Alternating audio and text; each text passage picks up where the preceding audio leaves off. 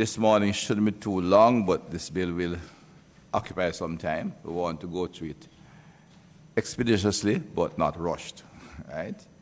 It's a pretty complex and big bill, and I want to thank the technical team. They're all here this morning who worked and brought in at this stage. Although it has been around for a long time, it did take some intense work at the end to ensure we get here. And there are some technical questions I guess the lawyers will take us through, but we need to get this bill in place. And I said we will do it quickly but not rushed. But it has been around for some time. We need to make sure that it comes out with all the questions answered.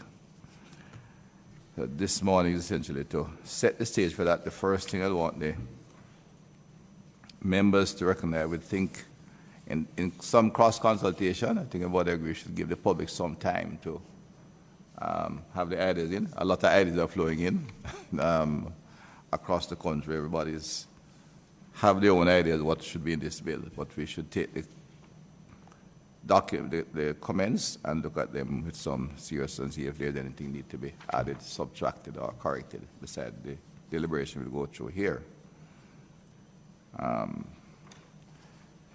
But some domestic issues first. I said, welcome everyone. We have the full team and our team from the ministry, CPC, Parliamentary Council, the police team, and of course legal reform and the full membership of the required. So we set the quorum first. I suggest we stick with 3 people. You're looking for? You want 7? No man, that's too big for a quorum for this size. Yes, I agree. But 7 will putting it. Right. 7 is a big number. Although it's a very important bill. Minister, I think 7 is.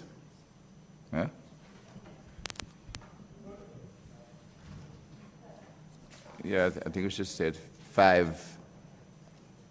Right. Yeah.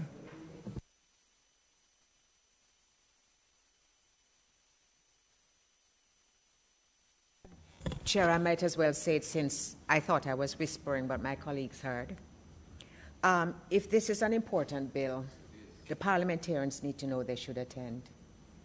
3 is too small. I think as a compromise we could go 5, but we must implore them to be present because that's why they're here.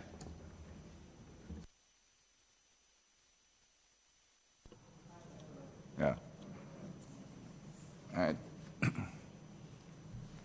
Okay, so I think 5 is, Minister. 7 is a bit heavy, even though we have 14 members. That's 50% of the bill for quorum. It's a bit. I expect the members to attend, but we have to start our meeting on time. Chair, if I might, if you would permit me just to support Minister Malahou's initial number echoed by Senator Scott Motley, and I support it on the basis that this is such a critical bill. It is directly related to the biggest and most troubling issue nationally. And I think as parliamentarians, we can commit to you, Chair, that we can be here for 50% of the membership, at least 50% of the membership of the committee can commit to being here on each session. I think that's our duty. No, I hear you loud and clear, but, we just went to the anti-gang amendment, which is as important as this bill. And on many times we had to delay the start of the meeting to get the quorum. But that is crucial to this. This is also a critical part of what we're doing. The bill has more direct implication personally, but both those bills were particularly important bills in the anti-crime suite of activities. And my experience tells me to come and wait half an hour to get a quorum, that's suit. 5, I think, is a good number to start. We expect others to come in. If we put that 7, we're going to be coming and waiting half an hour, and then we criticize ourselves. just the reality of life. The experience has not changed. The anti-gang bill is as crucial as this bill. May not have been seen it in that original bill. It was an amendment. But we had a lot of difficulty pulling people, and it was 4. The anti-gang was 3 plus 1. And we had a challenge getting the quorum. So I think 4 plus 1 for 5 is a good start.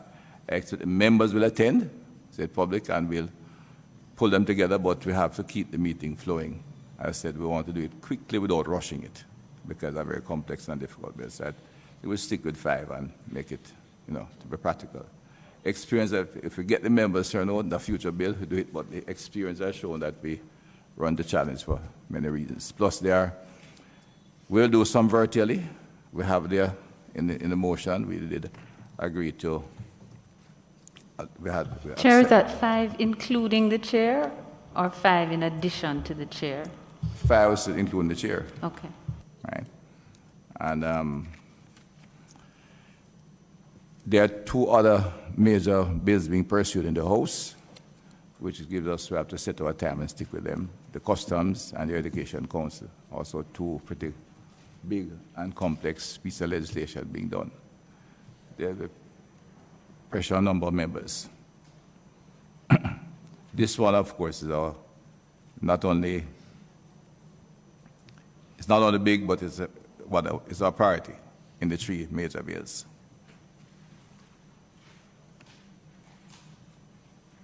All right. We're going to invite public comment. Again, we'd like to invite the members. We're looking at the time. We want to do it fairly quickly, but again, give time for get the public comments. We'll start publication. It is felt that I'd asked for a reserve on Wednesday, but it's felt that Wednesday is not a day when too many newspapers are read. Next Sunday, both Sundays until Wednesday, March 2nd, with a closing date of March 8th. This will be 3 weeks from now, again, if you have open to suggestion. We're looking on starting advertisement this Sunday. Comments were made from news today, but you want to make it March 10? Members, we need invite public comments. This bill is, if we don't, Member Jackson. Before you resolve the public invitation, would we want to consider particular stakeholder groups? We want to consider particular stakeholder groups that we would want to particularly invite. Invitations? Yeah. I expect once we advertise, but if the committee members wish to identify, but some that Bar Association, I'm sure, are going to respond. I don't need to, without any hesitation. And then Norman Valley Law School takes an interest in pretty much all of these. Those are 2 specific groups I think of. I think there's a very high level of interest in this bill. I will surely get responses. The question is, without truncating the time or putting it back, where you think the time we have indicated, which is about the 2nd week in March, is a good time frame. We don't want to drag it out too long, but I don't want to say we take too short a time as well. The 2nd week in March to close? Yeah. Okay. I'd make it the 10th, Minister, if we start this Sunday. That'll be 10th of March. And then we set a schedule of meetings. Now, budget is on, but we still find spaces in there in Council of Parliament to have them as frequent as you can.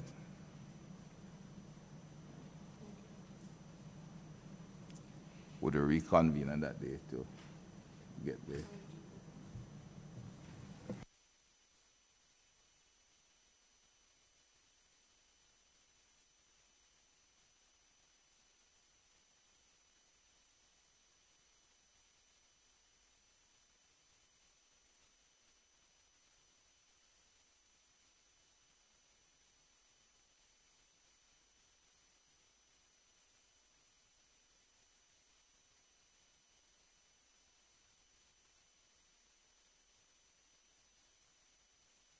10th of March for closing, and we meet that day and see what, evaluate the submissions.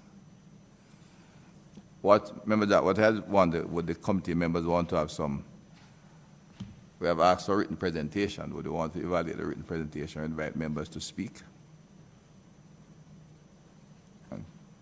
So we'll have the first meeting back on the 10th to evaluate the submissions and decide how to proceed from there.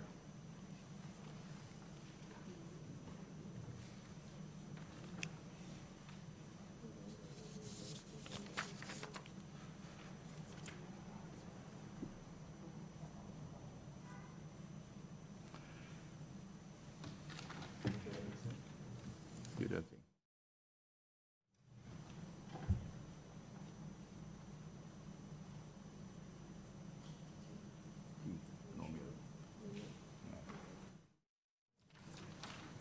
Any comments on that for public submissions? Mr. Sibley came in. No, Ms. McCarthy.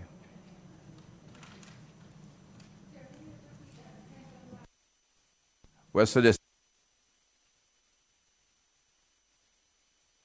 Sorry. So it's in closing off on the 10th of March. Is that too far or too near? In fact, the clerk has said the 8th. So I think we'll give them the 10th and be definite. You have the parliamentary timetable.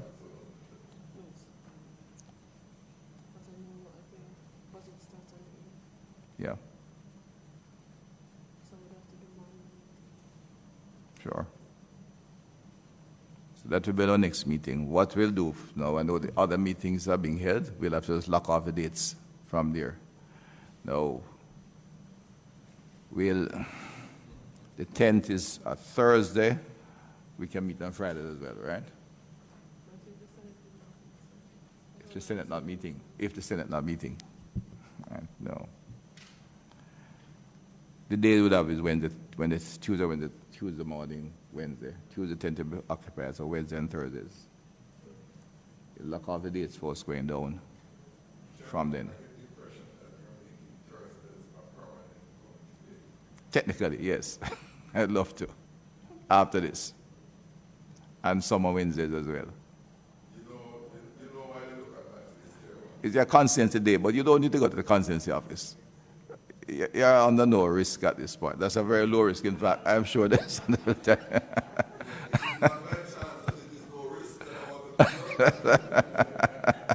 It's an extremely low risk, so I think you can. I think I'll have to maybe look to some of my junior members who have brought in to learn here and make adjustment to their times. Understood. That's why it's a low risk way. Right? No, the Wednesday, Thursday look like a day we'll have to schedule. I'll ask Ms. McCarthy to go through the thing and we'll send out literally by Thursday proposed dates and we'll see, what we can get back in. I would make it 2 days, but Thursday certainly and a couple of Wednesdays. And said I don't want to rush it, but we also want to give time to it. And I indicated we need members to attend and devote the time to go through this bill thoroughly.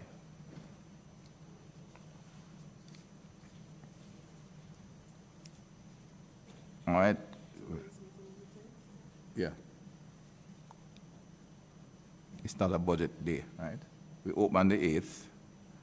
You sure nobody speaks on the 10th?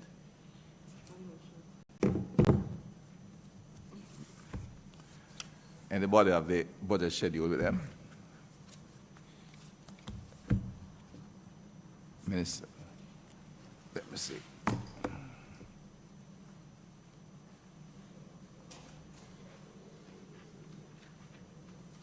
Can we get that before we? Budget schedule.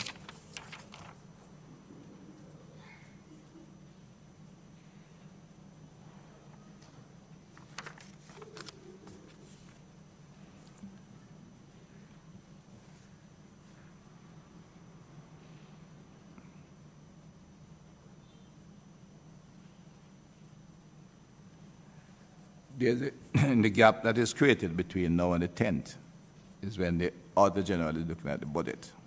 No, tradition, my custom is that we don't meet until we get the submissions because it may impact on some of what we discuss. Well, the committee views that there's space there and I have time reserved. But should we have some meeting during that time? Is there any value in that? I'd be advised.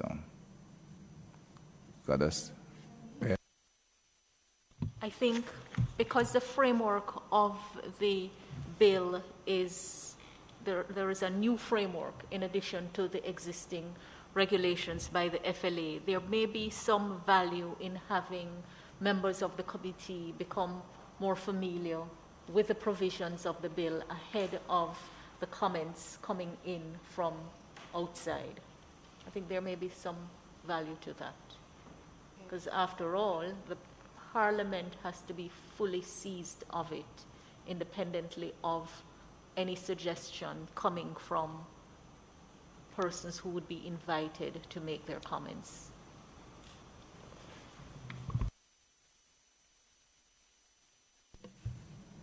I have no problem that I reserve some time, but as I said, I'd be advised by the content of what is the view, any concerns raised.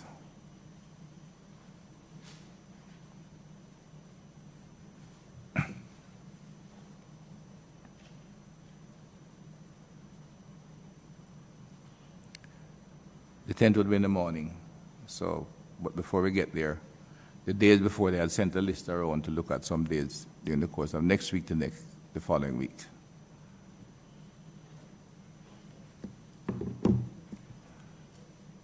We take the advice of the Minister of Legal Affairs, no problem meeting before any concerns from the technical team, legal reform and okay. You have the schedule I'll give you. Here it is.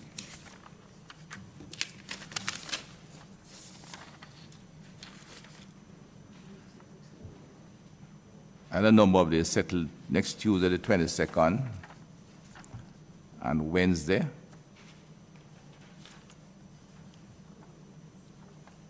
And right?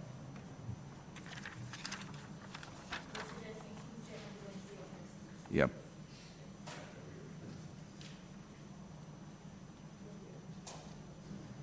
I did schedule the Friday as well, but we could skip that for this time until we get the submissions. Yeah. Tuesday and Wednesday of next week to look at the bill.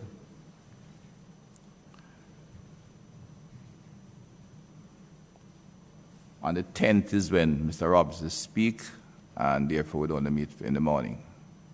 Continue till evening.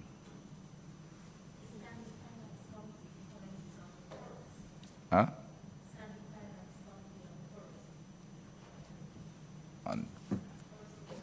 Yeah, that's on the 3rd. I'm not scheduling a meeting for those. Mr. Samuda joined us. Now, during Standing Finance Committee, there will be all-day meetings. So it will definitely skip the week of Standing Finance Committee and go to the 10th.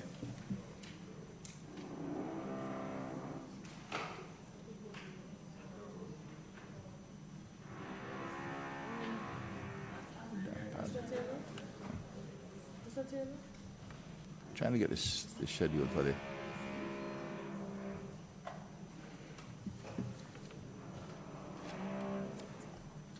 All right, so we'll set the. Sure, I just wanted to make an observation about next Tuesday. Yeah. I do recall that some of our parliamentarians will be traveling. 3 members of this committee, I recall, and I also have a part-heard trial. So 4 of us would not be available. I wondered if you would take that into account, since we would all really like to participate. No, we're certainly taking into account, well, but how? Well, I might be being premature because perhaps we are going to be making the suggestion about the virtual meetings. That's Tuesday the 22nd. Tuesday the 22nd. You're not back for the 23rd. Pardon me, sir? You'll be back for the 23rd? I don't know when they'll be back. I speak only for myself that I have a part heard on the 22nd, so I would not be able. The virtual? Yes, that's what I'm saying, thinking aloud. schedule for Parliament?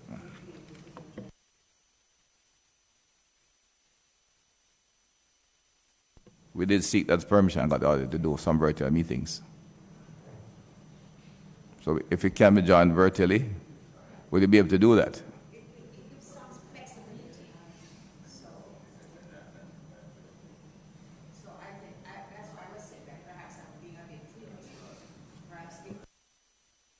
If we take the decision that we can join virtually, as we would need to, then members can do some kind of readjustment to be present.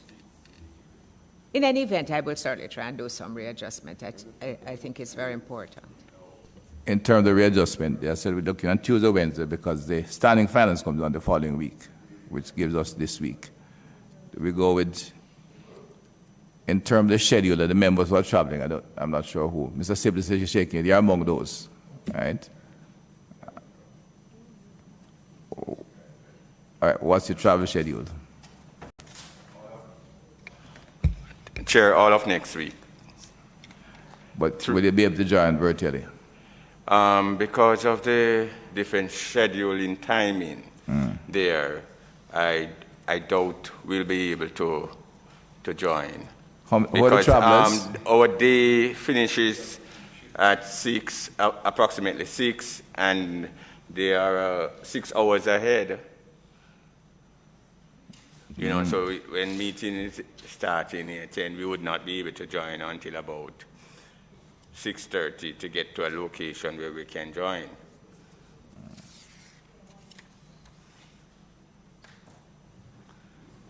So,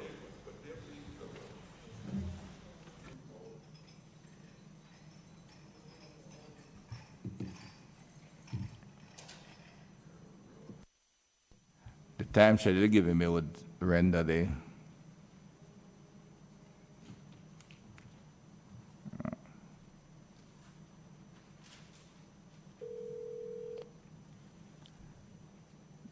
just how many people are traveling? 3? 3, Chair.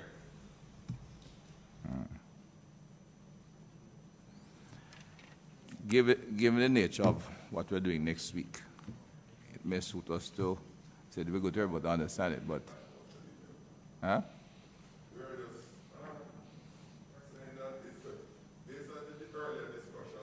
Yeah.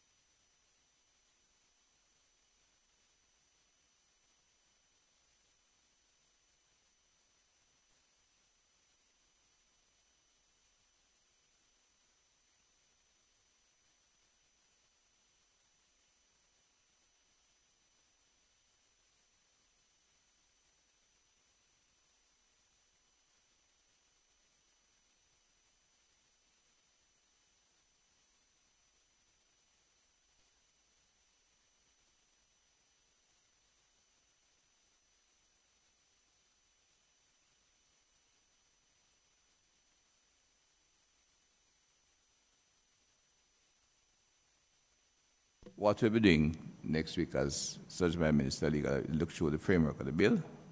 I think Senator apprentice from the, you can join us virtually, And I think we should proceed with them, and we'd have to brief all the 3 members what happened there. Right?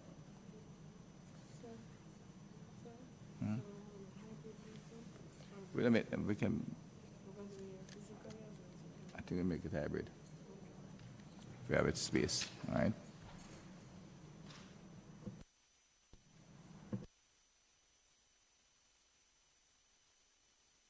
Dates. Right. Yeah, all right. We'll make them hybrid.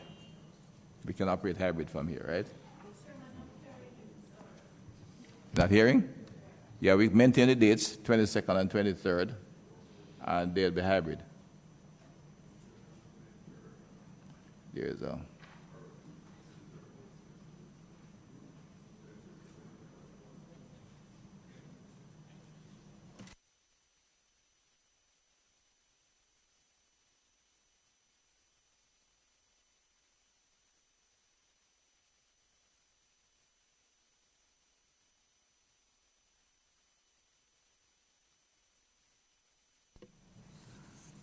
Propose to go straight to the Friday, given that after we won't be having any more. And then if we want to go 3 days in succession. I said, I'm not sure of the restraint in terms of the nature of the bill and the submissions we're getting. I'm advised, and my minister is here and comment on it, but the impression I'm getting, we would do too many before we get the submission, but we should spend some time on it, and 2-3 days next week we could do. Tuesday, Wednesday, Thursday, and it would be a part of the messaging as well as to what. The other 3 days, I'd propose to have sittings in the circulated. 25th.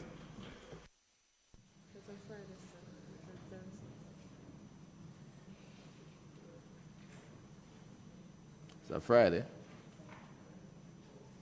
No, sorry. Wait, no, you're getting me. What's wrong with the 24th? We can do a virtual meeting. Eh? No, Friday is a difficult day. Friday is a number of things that is not possible to change either. Why can't we have a virtual meeting on Thursday? Because they have the same stuff. Same. And Oh. still meetings will have that day. All right, we do it a Friday virtual meeting starting at 11 o'clock. And 25th. Friday's 25th. virtual, Mr. Chair? Yeah, 25th.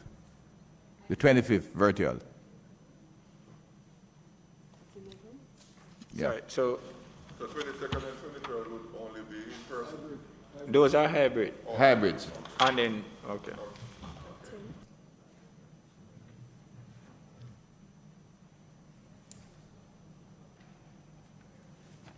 Mr. Chairman, you had said on Friday it would be at 11, Yeah.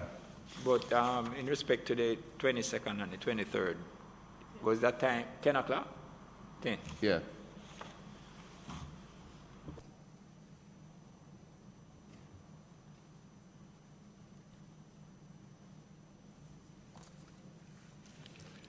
I think we'll use the virtual media we have in as much as we can to ensure we keep the activity going. But the bill as such, again, I find the face-to-face discussion has some value as we go through this activity.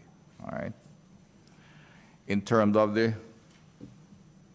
after we get the submissions, I want to lock off some, I said, fixed Thursdays, but we want to put some other dates in there. The parliamentary goes through 8, 10, 15, 17, and 22nd. So there's some good space in there. Thursday the 17th and Tuesday, that's a budget debate. The 8th, the 10th, the 15th, and the 17th. We are meeting on the 10th anyway. I think after that you need to block every Thursday and some Wednesdays. All right? I think the 10th, sir. There's a tentative electricity meeting, but on the 10th. Now, what you're saying, remember, is that we cannot have a virtual meeting even when the other committee are meeting. Because the same staff.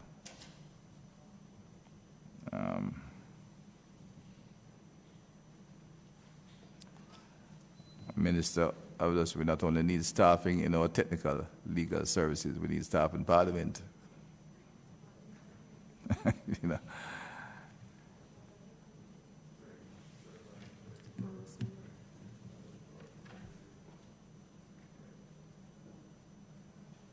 Yeah.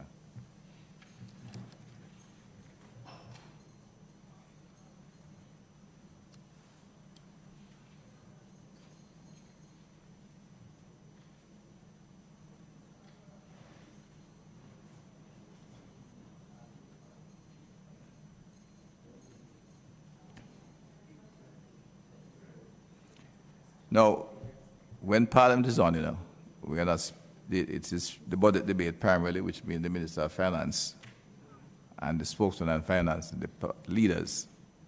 We can meet the Tuesday morning, I'd expect. So once we meet on Thursday the 10th, we could block the Tuesday mornings and do a tour meeting. We don't want to put, I know the senators have to, we do them hybrid, so senators who don't normally come to Parliament on Tuesday could still participate. And the Thursday, we can expect everybody in. It will give us 2 days a week initially settling. Does that sound like a urgent enough timetable? I'm looking, after we have the 10th, and we get the submissions, looking at the parliamentary schedule, we could meet on a Tuesday morning. Members of Parliament has to be in the House anyway on Tuesday evening. The Senator, we make them hybrid meetings. The senators can join virtually, and we come for a Thursday meeting after that. I'm trying to lock down the spaces because other bills are around, so I need to lock them down from now with the parliamentary. What have you got any commitments on those days yet? For the 10th, we have electricity at 10. Right. We'll have to bounce that one. Yeah. All right.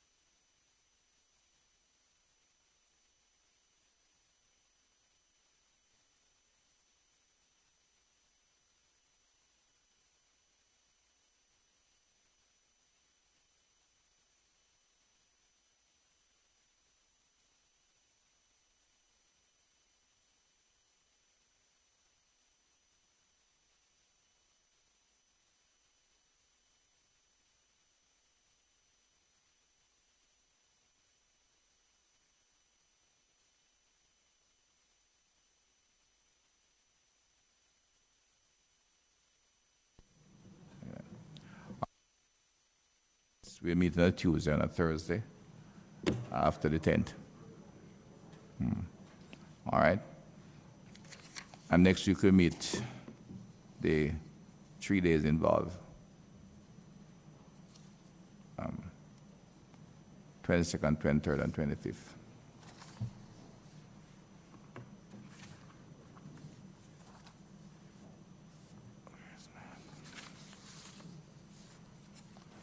Okay, there is a short presentation from the minister. You want to take it today? Or do it next? Take about half an hour? All right, just to outline the framework of the bill, so we'll do it. And Minister of National Security. This is strictly for familiar members or the background to the bill. Again, having not been in as a committee members and takers. So after this, it will also be easier to do some virtual meetings. If we delay this, we'll have to do it face-to-face again, I think.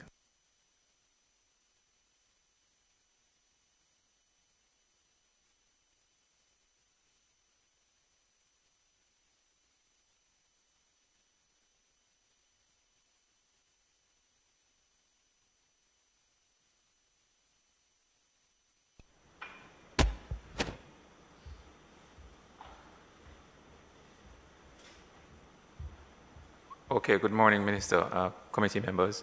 While we sort out some technical difficulties, I think that in the interest of time, I could just try to see if I could bring the committee through the bill and the background information relating to how we have arrived here this morning.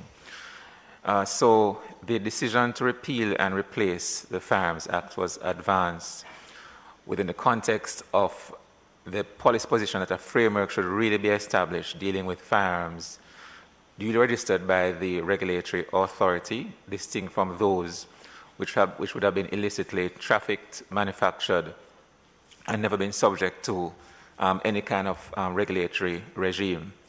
The background behind this, as you would all recall, is that the proliferation of firearms are resulting in increased access in Jamaica as a direct catalyst for murders committed. The statistics show that firearms were actually used in the commission of 85% of the 1,463 murders recorded for 2021, with a further 1,258 persons shot or injured. The stats further show that in 2021, there were 624 firearms seized, along with some 8,800 assorted rounds of ammunition. And this compares, of course, to 2020, when 623 firearms were seized at the end of 2020, and some 10,150 rounds of ammunition discovered as well. Thank you.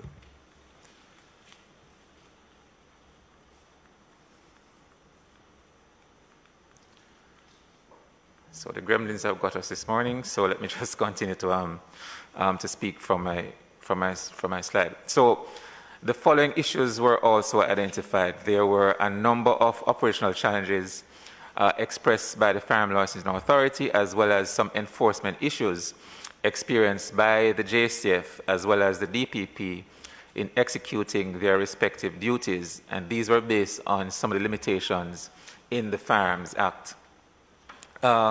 There was also the need to incorporate the provisions of existing international instruments to which Jamaica is either signatory or a party. So let me just take you now through an outline of the legislation and the new framework. So the new framework establishes a regime that targets unregulated firearms and the activities connected thereto, to including illicit trade, illicit manufacturing, stockpiling, possession, as well as use of those illicit firearms. And then a regime that also treats with regulated activities in relation to the manufacture, trade, possession, and use of firearms and ammunition, and creating offenses for breaches of the regulatory regime. It's important to note that the legislation as it is set out now includes penalties that are appropriately dissuasive and commensurate, particularly in relation to unregulated firearms. So the general objective of the Act, as outlined at Clause 3, is really to establish a framework that prohibits firearms and ammunition that are illicitly traded, and with regards possession of their prohibited firearms and ammunition as a foundation on which other heinous and violent crimes are committed. Specifically, the Act seeks to eliminate the illegal possession, manufacture, trafficking, proliferation, and use of prohibited weapons, particularly through the provision of appropriate penalties which deter such activities, provide for and promote the effective management and regulation of the firearm industry through the establishment of a robust licensing regime, establish standards that are in keeping with internationally recognized norms and best practices in the firearm industry, regulate the lawful manufacture, trafficking, possession, and use of firearms and ammunition in the interest of personal and public safety, and to align the legal framework in respect of firearms and ammunition with Jamaica's international treaty obligations. So how the bill is set out, Part 1 deals with the preliminary to include interpretation as well as the objects of the Act. Part 2, and this is highlighted here because I'm going to go into a little bit more detail in respect of the prohibitions in respect of firearms and ammunition. Part 3 speaks to the functions and responsibility of the Firearm Licensing Authority. Part 4, the restricted activities. Part 5 sets out the types of authorizations that are granted. Part 6, the regime for appeals to the Minister. Part 7 speaks to the establishment of the National Firearms Register. Part 8 sets out some operational issues in respect of power and search and seizure, as well as to obtain information.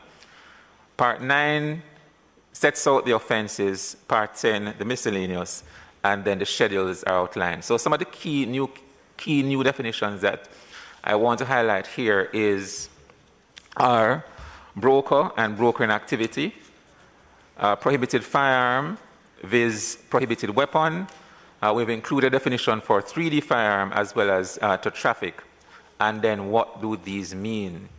So for the purposes of the legislation, a prohibited firearm is defined to include any artillery, any automatic firearm, any rifle of a prescribed caliber, any light machine gun, heavy machine gun, or submachine gun, any firearm in respect of which no firearm authorization is granted under the part of the Act that deals with firearm authorizations or under the laws of another jurisdiction, and any other type of firearm so prescribed by the Minister. And a prohibited firearm is a subset of prohibited weapon, so the definition of prohibited weapon also includes any prohibited firearm. So what are some of the clauses that we should really kind of zero in on? Clause 5 speaks to the possession of prohibited weapons and criminalizes the possession of any prohibited weapon and provides a sentence of imprisonment for life with a mandatory term of imprisonment of not less than 15 years before being eligible for parole. A new offense called stockpiling is outlined at Clause 6, and that criminalizes the accumulation of 3 prohibited weapons or 50 rounds or more of ammunition and provides a sentence of imprisonment for life with a mandatory term of imprisonment of not less than 25 years before being eligible for parole.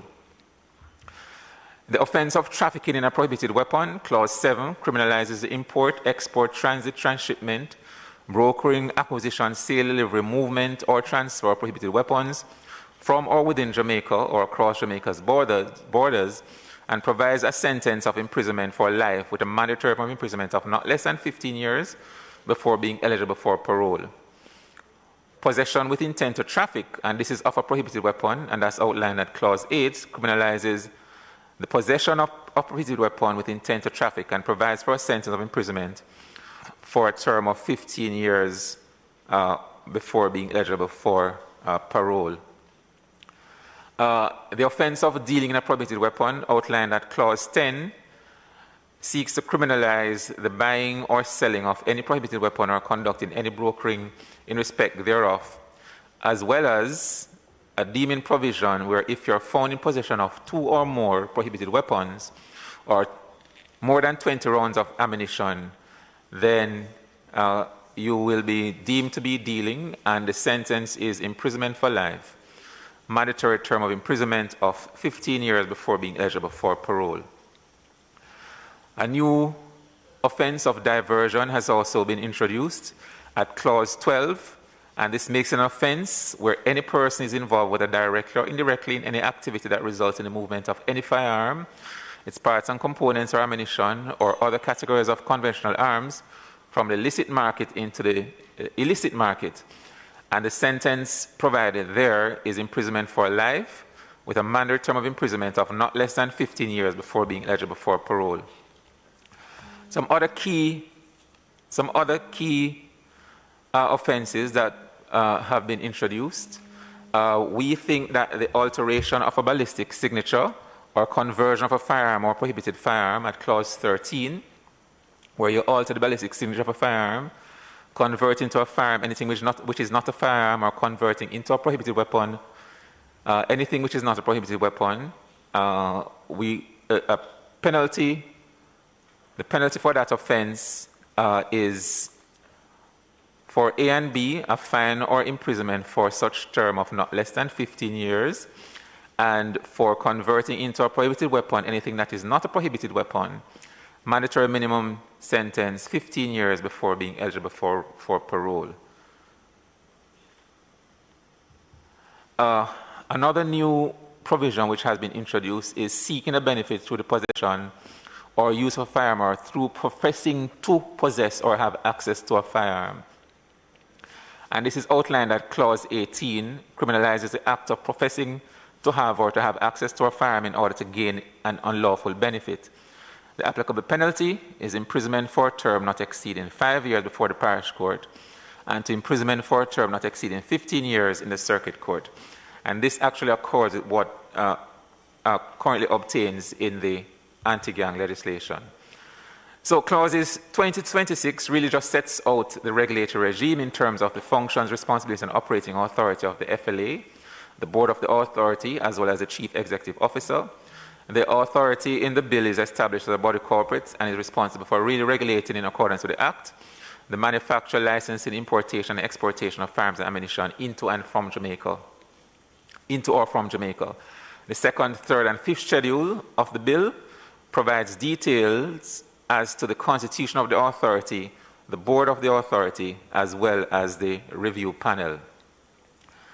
Some new provisions which have been included, which really tries to see how we could align with our international obligations. The marking of firearms at Clause 29, which introduces a means to adequately trace firearms in keeping with Jamaica's obligations under the Firearms Protocol, as well as the Inter-American Convention Against Illicit Manufacture of and Trafficking in Firearms, Ammunition, Explosive, and other related materials. And this, of course, aids in forensic investigations.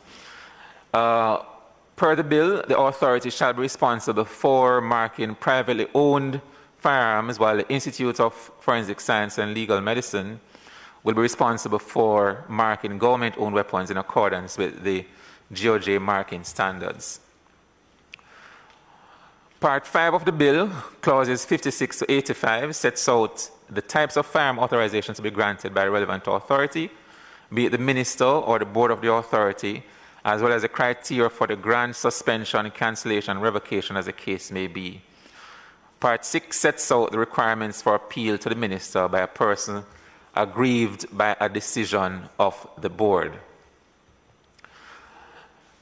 A key provision that has been included is really the establishment of a data bank to be known as a National Firearms Register. And this is outlined at Clause 88 to effectively streamline the management of records concerning firearms and ammunition. The register is really to be maintained and managed by the director of the institute, who would also be tasked with establishing methods that accurately record firearm-related information and facilitate easy retrieval of such information, as well as assisting with criminal and other investigations decision-making in matters involving national security, public interests, among others. And essentially the authority would be expected to transmit records to the Institute for inclusion in the registry.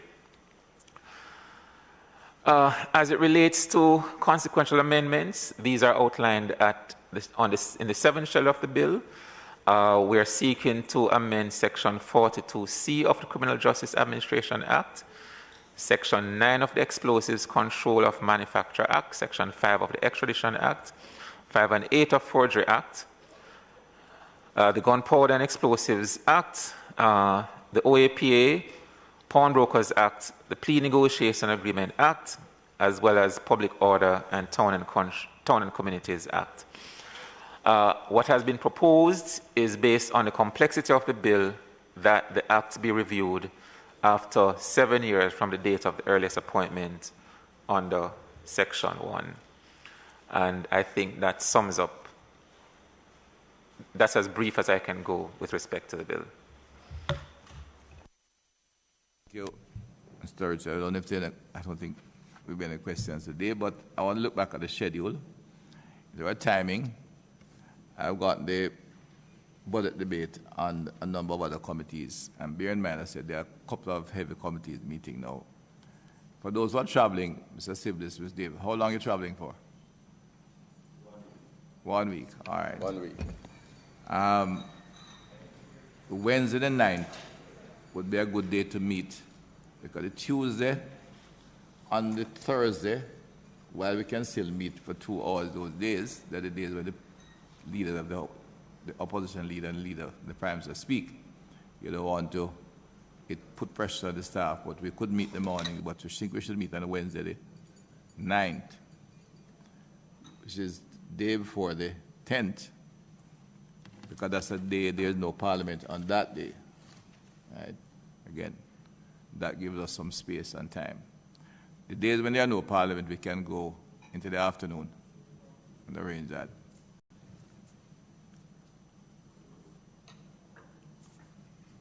Now,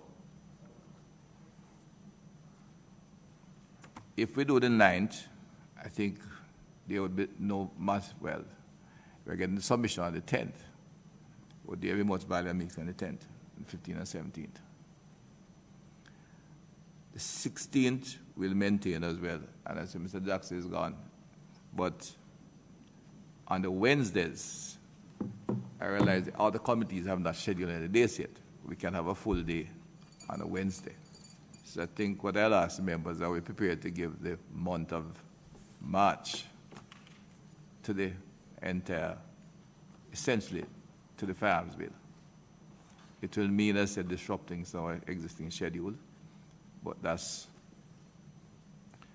so on the 16th we could have I'd say, all-day meeting.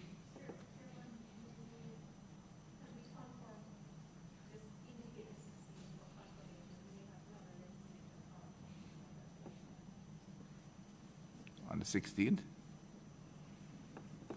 it's free, so you don't want that, yeah. All right. The 22nd again is the closing of the debate, so it will be a short meeting in the morning, but we can take the 23rd and 24th. Senator? Yeah, the 24th is, just told you the 24th is a Thursday.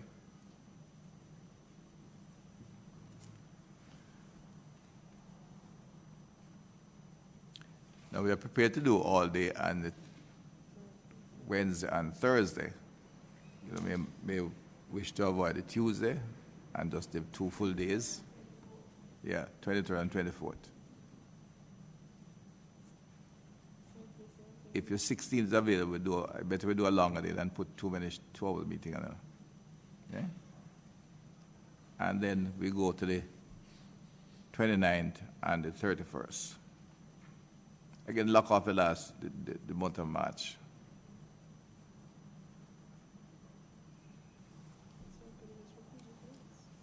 We're starting on the 9th, which is the day after the opening of the budget, but there's no speaker on that day. So we have some time.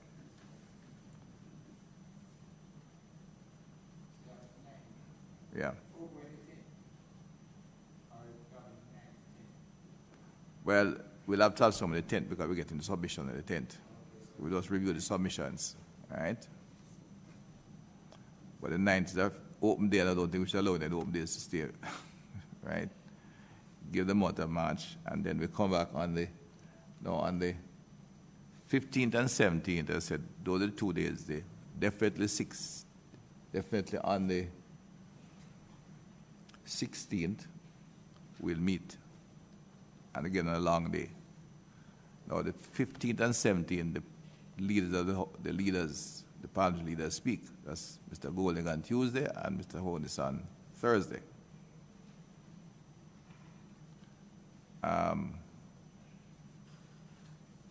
It puts some pressure on the House staff.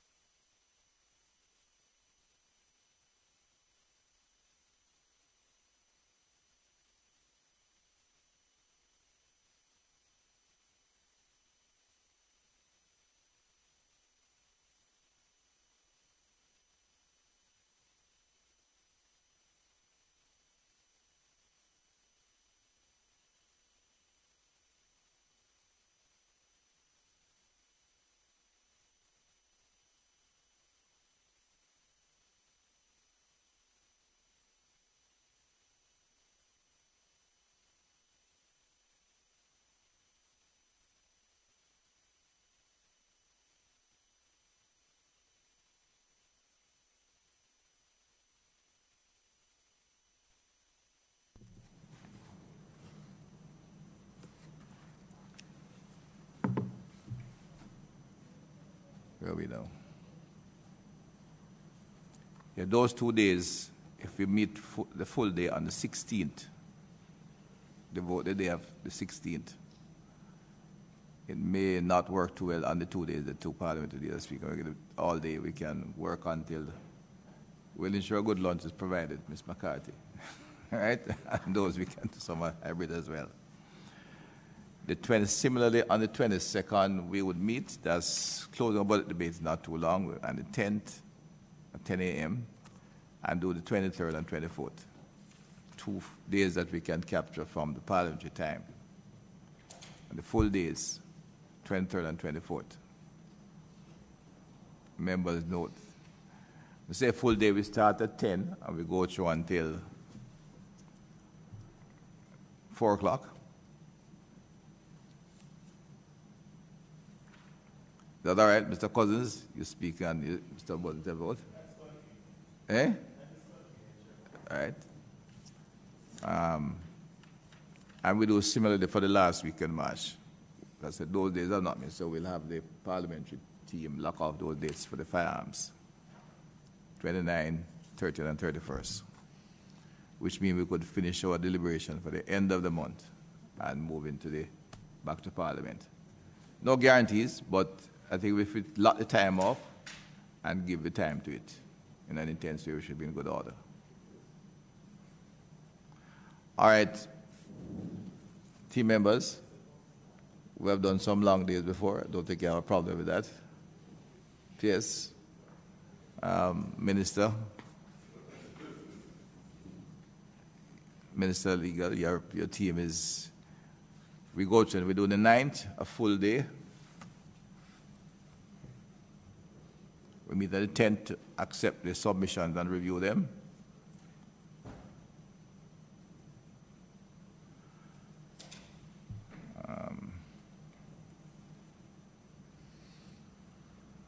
And then we go for the 16th all day. 10 a.m.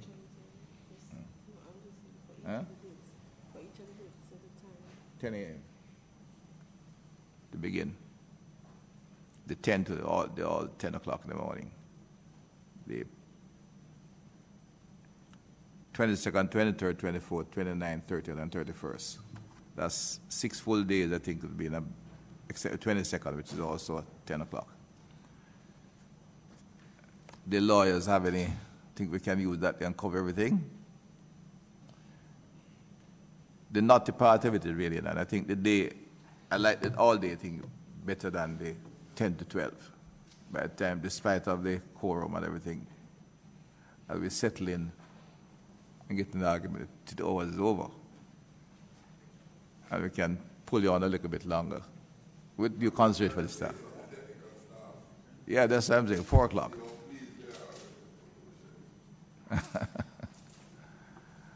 We get over it. The technical side of it, we keep it in the working day. We don't want to put it until, let's say 4 o'clock in the evening, not 4 o'clock in the morning. Right?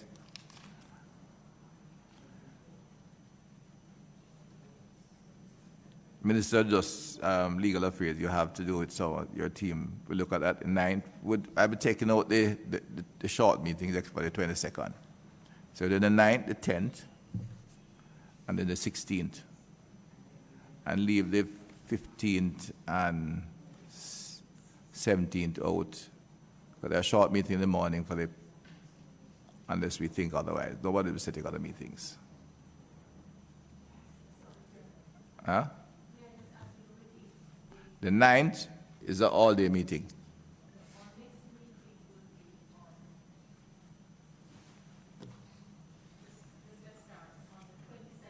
No, we're not doing anything next week. 15th.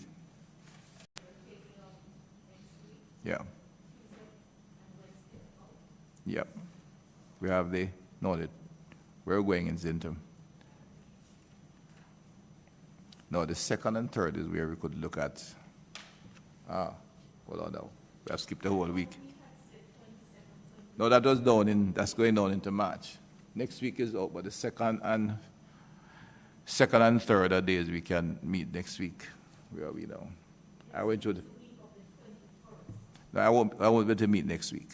No, we're not having a meeting next week. The commitments, prior commitments can be cancelled. But we have the 1st, 2nd, and 3rd.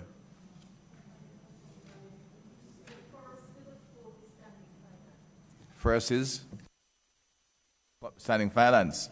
Oh yes, we had. Yeah. No.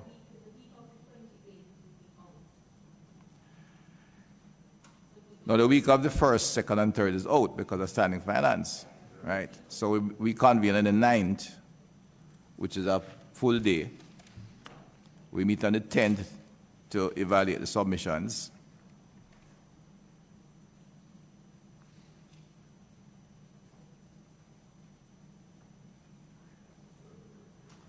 Parliament meets on the 15th and 17th. We can meet at 10 o'clock on those days.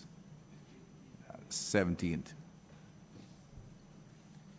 Well, you can come, the senators come to the House and list the leaders in the afternoon. And the 15th is the leader of the upper, and the 17th, the Prime Minister.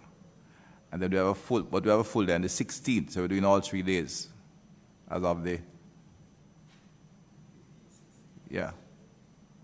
15, 16, and 17. And we go 22nd, 23rd, and 24th. And we do 29, and I reserve the day 29, 30, and 31st. If we finish before, we take a break. We go straight through. The 3 days available, when Parliament is on, we meet at 10 o'clock and close by 12. When Parliament is not on, we go on until 3 o'clock in the afternoon, with lunch served in Parliament. Some will be, I said, we have to make sure the meeting hybrid as we proceed, but we should have more face-to-face because I find the impact more, the participation is more meaningful in the face-to-face. A lot of people take off though when they're not speaking, right? But we do hybrid. All right? We're doing 3 days straight from the 9th, the 15th.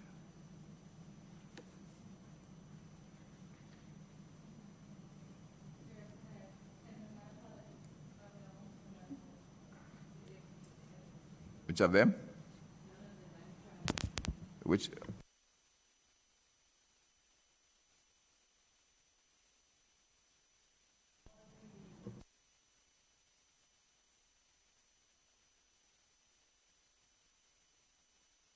That's all right. We'll miss you, but we'll try and give you some. And if you can join any of them virtually, understand? Yeah. Not the 15th, the 16th, and 17th. The 15th is, 16th is all day. 15th and 17th are just the morning. 10. But the 16th can go on for this. If you can come in the afternoon, we'll be fine. Your trial to be in the morning, right? Kind of. We'll give you time to it for this month and try and pull it through in time for April.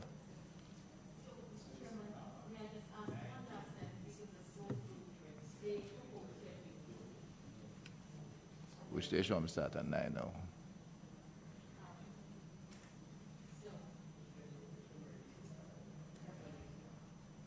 Where's the date we have the lunch meeting?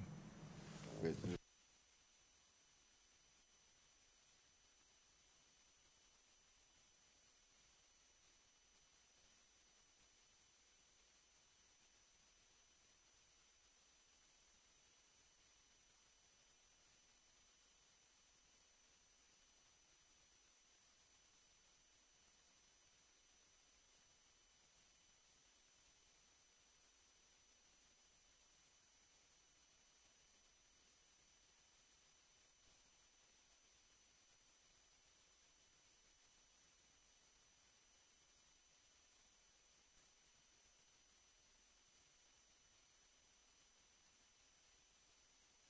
All right, let's go for the last time.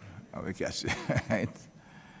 Without compressing. We'll reconvene on the 9th, which is Wednesday the 9th of March at 10 a.m. Yeah, that should be a full day. Reconvene on the 10th for the morning to accept the submissions, which is being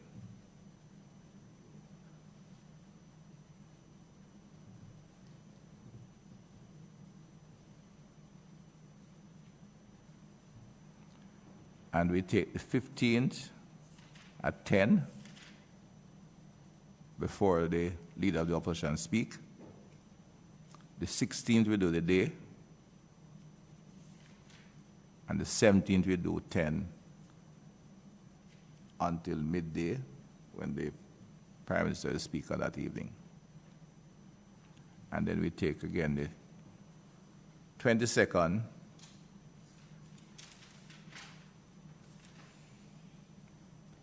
(10 to 12),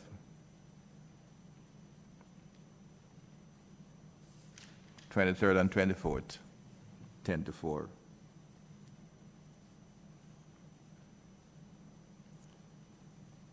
and we do 29th, 30th, and 31st, 10 to 4.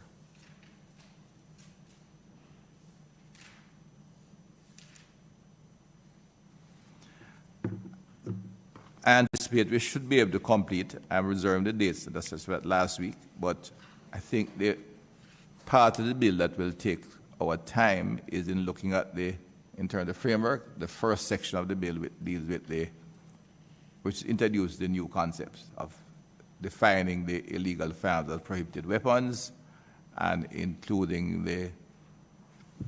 the penalties within the clauses, and those clauses, as I said, have elements of mandatory sentencing, which we'll have some discussion around, and other features of that aspect. I expect we'll take some discussion and we'll have some submission around those. I think once we get through that, the rest of it is fairly routine and straightforward as it deals with the FLA and the regulations governing there. There are new penalties in there and some new features alluded to by the CTD in terms of trafficking and diversion, which were not in the original bill. And those will take, but should not be challenging in terms of discussing those. They are straight regulations. Well, not regulated, new legislation, but not any significant groundbreaking activity in terms of the legal challenges. The first section which is what also took us a long time in drafting. So, but it's not a long section, it's just, as I said, a new area which should take some discussion. But in setting the dates, I'm holding the space because the other parliamentary committees have not yet set the time, so we're locking them off. If we finish before, we can relieve them, or if we need extra time, we proceed them. All right? I think we could set that schedule for today and ask everybody to read through the bill so we can go through it fairly, make your comments expeditiously. I said the challenge is to get this bill through quickly without rushing it. So we reserve the time and give the time to it. I think the country expects this of us on this occasion. So let me thank all the members who are here. I think pretty much we have an explanation. I think everybody came in the end. Senator Sambuda came in, Mr. Siblis came in, and Mr. Williams. I think there's just one, no, we have the entire team. So let me thank everybody and look forward to an intense period as we go through. We'll miss you on the day of court, Senator. But we'll try and give you all right. I hope you succeed at the case, so at least do we have, right? And we need your side of it. All right? Any Chairman, comments? is the submission this morning going to be shared with us? The presentation? It can be done, okay. yes. Okay. Okay. Grateful. Thank you. So, Richard, anything else? So, Ms. McCarthy will send out the advertisement for requiring public submission starting this Sunday and go for 3 days. And we'll send out the schedule as discussed. Any other documents to go out? You all have a copy of the bill, and we have to look at it, yeah. And Chairman, just to be clear, Ms. McCarthy will send out the traditional ads as well as pushing it out on the Parliament social media, yes? Thank you. Get a wider circulation. And coming from today, I'm sure the media will indicate that we have asked for submissions. Because there have been, I think many of us have been getting calls already on various aspects of the bill, and that is a sign of interest, so we should get quick responses. All right? Let me thank you all. We look forward to a good routine. The committees have worked very well, and we expect them to go through and get this one done. Be a little more later in this year. Thank you, and have a good day. And especially my friends coming from afar.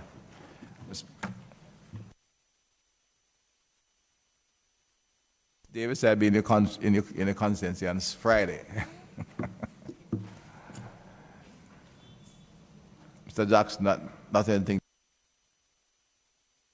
Of a good old friend. All right? No risk.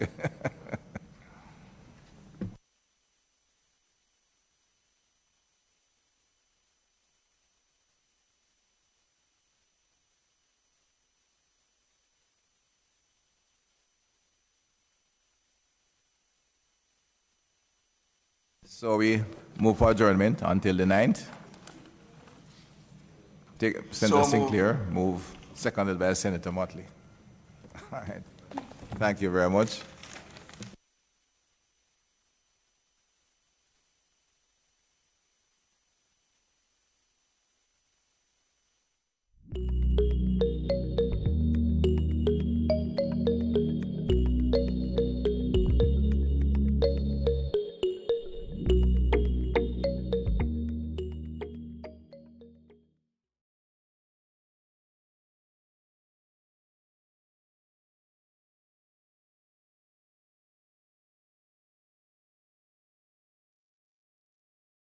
Yeah, Will Smith has said that racism